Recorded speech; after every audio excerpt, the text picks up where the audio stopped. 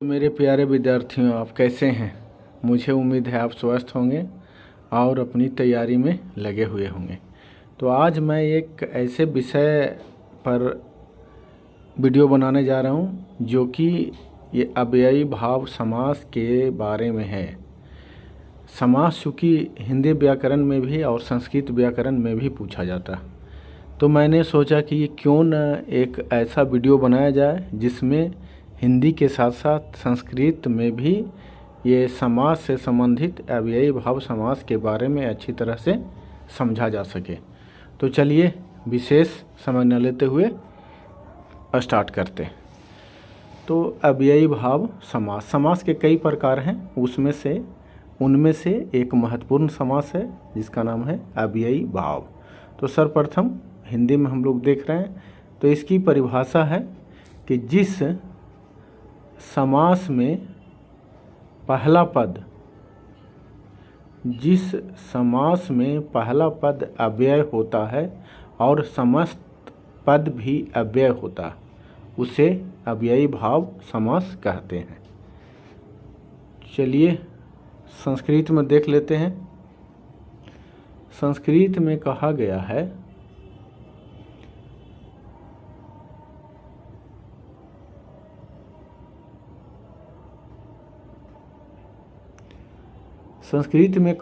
है प्रथम पद प्रधानो अव्ययी भावः, अर्थात जिसका प्रथम पद प्रधान हो, है ना। ऊपर में हम लोग हिंदी में देखे थे कि अव्यय भी हो, समस्त पद भी अव्यय हो, उसको हम क्या कहेंगे? अव्ययी भाव समास समझेंगे या कहेंगे। अब है कि ये तो अव्यय हम लोग बोल रहे हैं, अव्यय है क्या?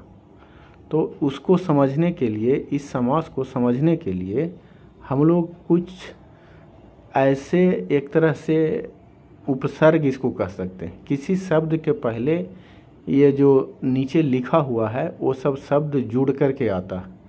तो जहाँ भी ये सब शब्द दिखे किसी शब्द में उपसर्ग के रूप में, तो हम समझ जाएंगे कि यह अव्ययी भाव समास ही है। वो चाहे हिंदी का शब्द हो चाहे संस्कृत का शब्द हो। तो ट्रिक है, कैसे पकड़ेंगे? यथा लगा हुआ रहेगा, प्रति लगा हुआ रहेगा, और आपको अनु या उप या स, निर या नि या नी लगा हुआ रहेगा, आ लगा हुआ रहेगा। ये सब यदि लगा हुआ, इतना में से कोई भी रह गया किसी शब्द के प्रारंभ में या आरंभ में या शुरू में या शुरुआत में, तो हम समझ जाएंगे कि यह जो शब्द है ये अव्ययी भाव समास ही है, कोई और दूसरा समास नहीं है। अब इसके उदाहरण को हम लोग देख लेते हैं। तो उदाहरण मैंने लिया है जिसमें संस्कृत में भी है, हिंदी में भी है, और उसका दोनों का विग्रह संस्कृत में भी और हिंदी में भी है। तो देख लेते हैं। संस्कृत के शब्द शुरू में लिखे हुए हैं यथाशक्ति, हिंदी में भी यथाशक्ति। देखिए यथा दोनों में लगा हुआ है, इसका मतलब हो गया अव्ययी भाव समास। अभी हम लोग ऊपर में देखे थे। तो हिंदी में इसका विग्रह करेंगे तो क्या हो जाएगा? शक्ति के अनुसार। यथा मतलब हो गया के अनुसार। और इस वीडियो के लास्ट में भी हम एक और ट्रिक बता देंगे, विग्रह संस्कृत का कैसे किया जाएगा और हिंदी का विग्रह कैसे किया जाता, उसके बारे में भी लास्ट में हम आपको बता देंगे। इसी को यदि संस्कृत में इसका विग्रह करना है तो शक्तिम अनतिक्रम्य, इस टाइप से होगा। मतलब हिंदी में यदि हम करेंगे यथा लगा हुआ है तो उसमें मैक्सिमम में के अनुसार, इस शक्ति जो है बाद में है, तो शक्ति हम शुरू में लिख देंगे। जब हिंदी में हम उसको विग्रह करना है तो यथा माने के अनुसार।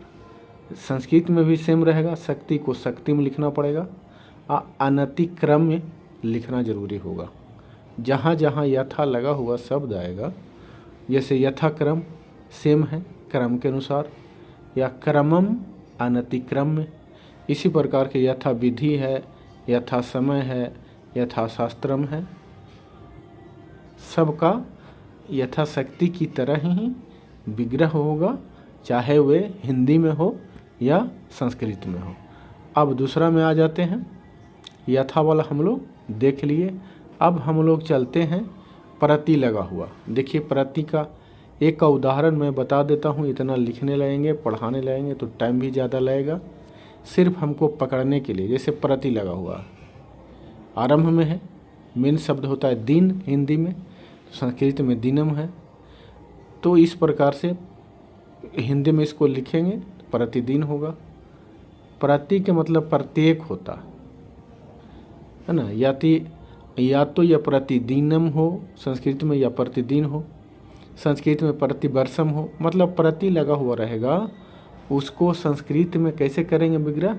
प्रत्येकम दिनम, माने शुरू में प्रत्येकम लिख देना। उसके बाद यदि वर्षम है तो वर्षम, क्षणम है तो क्षणम, गृहम है तो गृहम।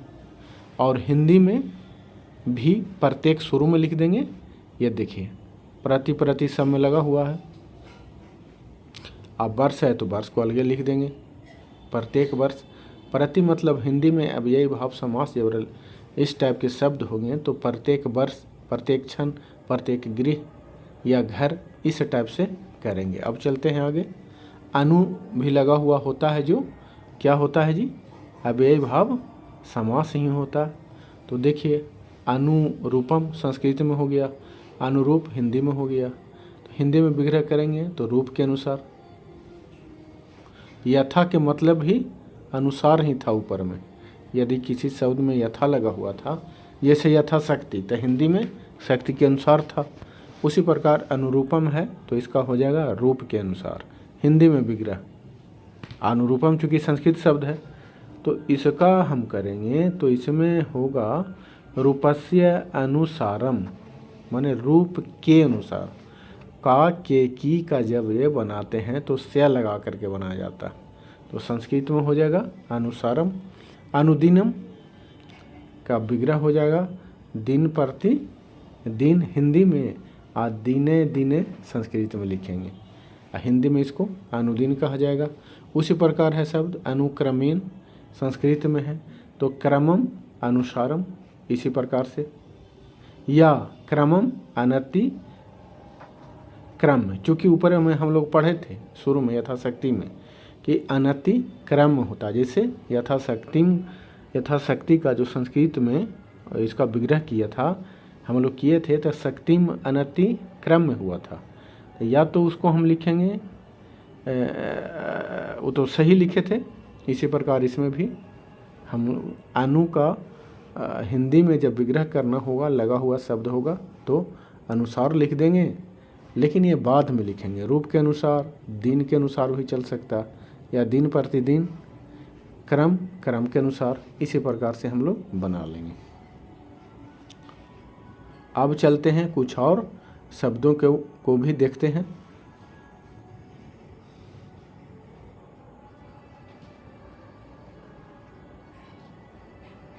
देखिए शब्द है उप लगा हुआ, तो उपगृहम, ये चूँकि संस्कृत में हो गया तो इसका होता है समीपे, गृहस्य समीपे होगा। उप लगा रहेगा तो उसको संस्कृत में विग्रह करेंगे तो स्या इसमें दे करके, इसमें मेन शब्द है गृह, तो गृहस्य समीपम नहीं समीपे कर देंगे। उपवनम है तब वनस्य समीपे, और जब हिंदी रहेगा उपगृह तो समीप आएगा, घर के समीप, वन के समीप। इस प्रकार के और भी शब्द आ सकते हैं। स लगा हुआ है, सहर्ष हिंदी में, संस्कृत में सहर्षम, तो ये स माने साथ होता है। जैसे कुछ और शब्द रहेगा सपरिवार, माने परिवार के साथ, संस्कृत में सपरिवारम, तो उसका भी उसी प्रकार से हम लोग बना लेंगे। तो इसका विग्रह स लगा हुआ शब्द में अब ये भाव समास में विग्रह करेंगे तो सहितम लिखा जाएगा इसमें।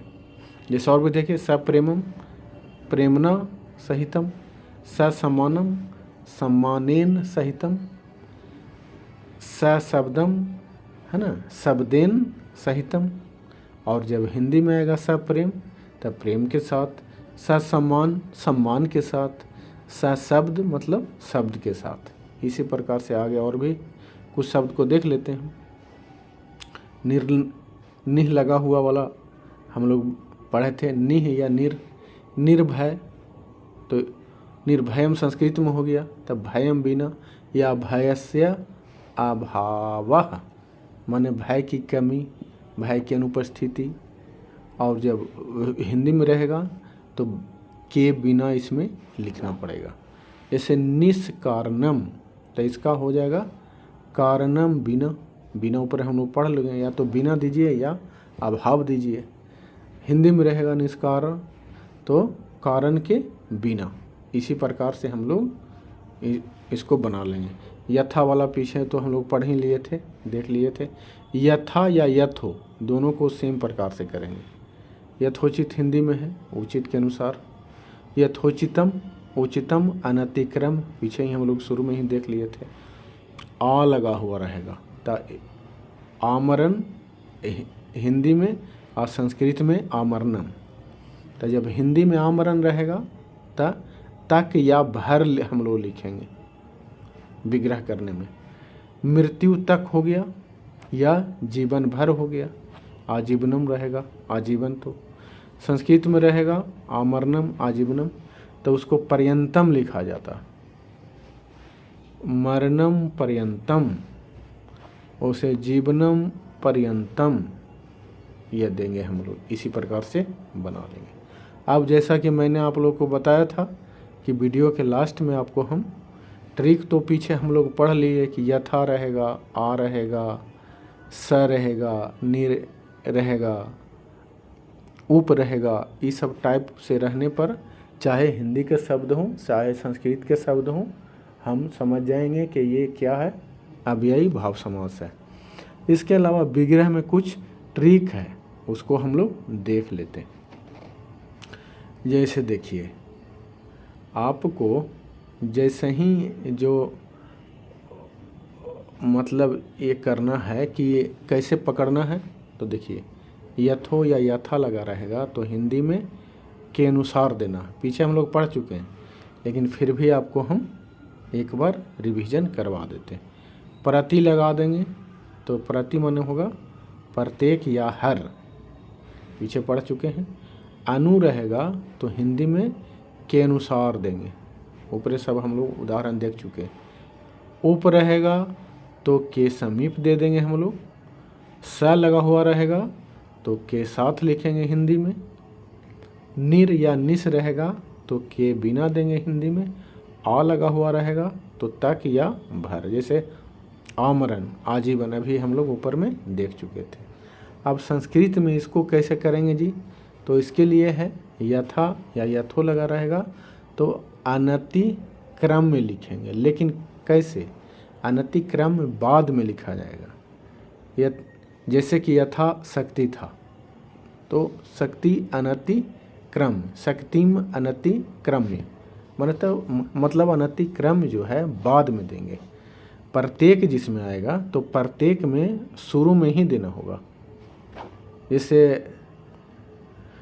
प्रत्येक घर रहेगा या प्रति जो भी है, जैसा कि हम लोग पीछे पढ़ चुके हैं।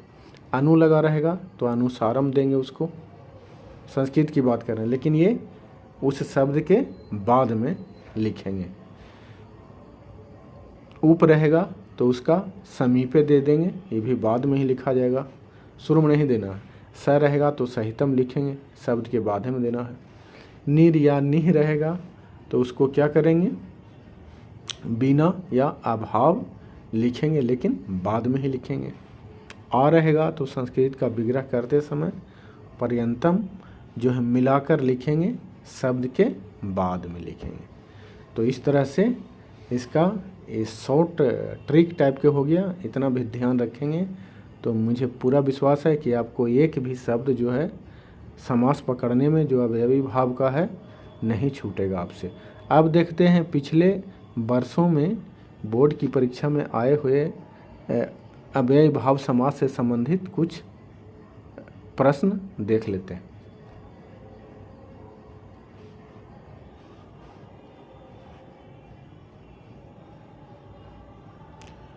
पहले हम लोग संस्कृत में आया हुआ देखते हैं, कई टाइप से पूछता है। देखिए अव्ययी भाव समास का उदाहरण है, ऑप्शन 4 वो दे देगा। कुछ और रहेगा, जैसे कुछ कर्मधारय हो जाएगा, कुछ नई समास हो जाएगा, कुछ तत्पुरुष समास, 4 गो ऑप्शन दे देगा। तो अव्ययी भाव का उदाहरण है उपगंगम। ये तो ऑप्शन पर से हम लोग एक छाड़ देंगे, उप लगा रहेगा, यथा लगा रहेगा, स रहेगा, आ रहेगा, नीर रहेगा, नीह रहेगा, इस टाइप से जो लगा हुआ रहेगा तो हम उसको छाट लेंगे। अनुरूपम, अब देखिए पहले शब्द दे दिया है, इसमें ये पकड़ने कह रहा है कि कौन सा समास का उदाहरण है। तो चूँकि हम लोग अनु वाला ट्रिक पीछे पकड़ लिए थे, इसलिए इसको हम अव्ययी भाव समास समझ जाएंगे। फिर पूछा किस समास का पहला पद अव्यय होता है। देखिए हम लोग शुरू परिभाषा में ही देख लिए थे कि अव्ययी भाव समास का होता है उपनगरम का विग्रह। देखिए विग्रह कर दिया ना। उप के मतलब हम लोग पढ़े थे कि बाद में पड़ेगा, उप का जब संस्कृत में विग्रह करेंगे तो समीपम लिखा जाएगा, तो नगरस्य समीपम। इसी प्रकार है अव्ययी भाव समास का प्रथम पद कैसा होता है जी, अव्यय होता है, हम लोग ऑलरेडी पढ़ चुके हैं। यथेष्टम, तो यथा वाला में हम लोग पढ़े थे अनति क्रम होता है, तो इष्टम अनतिक्रम जो हम लोग पढ़े हैं उसी आधार पर पूरा क्वेश्चन दिया हुआ है। अगला क्वेश्चन है गुरोह समीपम का समस्त पद क्या होगा। मतलब क्वेश्चन सब तरह से पूछ सकता है आपको, या तो विग्रह करके पूछेगा उसका शब्द क्या होगा, या किसी शब्द का विग्रह करने कहेगा, या उसके परिभाषा से संबंधित पूछ सकता है, या इनमें से कौन अव्ययी भाव समास का उदाहरण है। मतलब हर एक तरह से आपको पूछ सकता है। तो गुरु समीपम, समीपम वाला हम लोग पढ़ चुके थे कि उप होता है, उपगुरु कहलाएगा। रूपस्य योगम अनुरूपम, उपवनम का होगा वनस्य समीपम। देखिए उप वाला में समीपम यहाँ पढ़े थे। उपगंगम गंगाया समीपम, सब मुख्य रूप से यही पूछ रहा है उप वाला। निर्मक्षिकम, इसका विग्रह क्या हो जाएगा जी, मच्छी का नाम अभाव, हम लोग पढ़े थे। निर वाला में या तो बिना लगा रहता है विग्रह करेंगे लगेगा, या अभाव लगेगा। उसी प्रकार के गंगाया समीपम का समस्त पद उपगंगम होगा। देखिए उप वाला ही पूरा पूछ रहा है। तो ये तो हुए संस्कृत के कुछ ऑब्जेक्टिव प्रश्न जो पिछली परीक्षाओं में पूछे गए हैं। अब हम लोग हिंदी से संबंधित आए हुए प्रश्नों को ही देख लेते हैं एक बार। तो देखिए इसमें आया हुआ है प्रत्येक यथाशक्ति आजन्म, ये सब अलग अलग पूछा था, 3 क्वेश्चन में पूछा था, तो मैंने उसको एक ही साथ बना करके बना दिया है। मतलब ये किस समास का उदाहरण है, तो हम लोग का ट्रिक पहले से पढ़ा हुआ है। अव्ययी भाव समास, अव्ययी भाव समास में क्या होता है जी, प्रथम पद प्रधान होता है जी, पूर्व पद भी, प्रथम पद या पूर्व पद दोनों एक ही चीज़ है, और उत्तर पद मतलब बाद वाला पद, ये सब चीज़ समझना है। दिनानुदिनम पीछे पढ़ लिए थे, अव्ययी भाव समास का ही उदाहरण है। इसमें पूर्व पद प्रधान हो और समस्त पद अवयव हो तो भी उसको अव्ययी भाव समास कहते हैं। ये सब भी हम लोग देख ही चुके हैं। निर्धारक हो गया, अव्ययी भाव समास हो गया। यथार्थ, यथा लगा हुआ, स लगा हुआ, समक्ष, ये सब क्या हैं, अव्ययी भाव समास के ही उदाहरण हैं। ये सब क्वेश्चन आए हुए हैं। प्रत्युपकार सब अव्ययी भाव समास का उदाहरण है। तो इस प्रकार ये जो है अव्ययी भाव से संबंधित चैप्टर जो है समाप्त होता है। अब मुझे पूरी उम्मीद है कि आप अच्छी तरह से समझ गए होंगे। तो इसी प्रकार एक छोटा सा रिक्वेस्ट है कि यदि चैनल पर पहली बार हैं तो कृपया सब्सक्राइब कीजिए, ताकि मेरा भी 50+ सब्सक्राइबर हो जाए और मैं भी लाइव आकर आप लोगों को और अच्छी तरह से पढ़ा सकूं। तो जब तक मिलते हैं अगले वीडियो में, जय हिंद जय भारत।